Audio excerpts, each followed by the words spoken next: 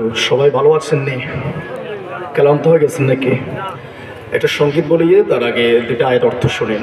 আলহামদুলিল্লাহিল আলামিন ওয়ালা উদওয়ানা ইল্লা আলাল যালিমিন ওয়াসসালাতু ওয়াসসালামু আলা সাইয়্যিদিল মুরসালিন ওয়া আলা আলিহি ওয়া আসহাবিহি আজমাইন।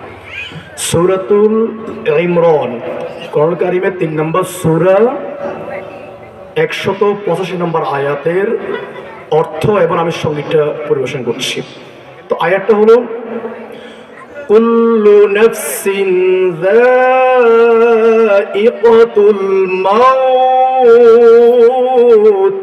পৃথিবীর সকল প্রাণী কি করবে? মৃত্যুবরণ করবে। এরপরে কি?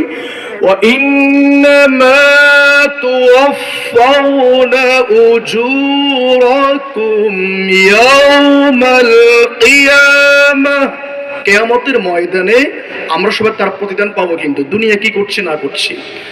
ফামান যুহজিহা আনিন নারি ওয়া উদখিলাল জান্নাতা ফাকাদ ফাজ, সফল তো ব্যক্তি হয়েছে যে জাহান্নাম থেকে বাঁচিয়ে জান্নাতে প্রবেশ করতে পেরেছে।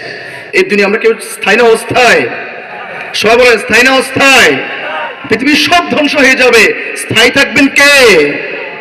কুল্লু মান আলাইহা ফান ওয়া ইয়াবকা ওয়াজহু রাব্বিকা যুল জালালি ওয়াল ইকরাম।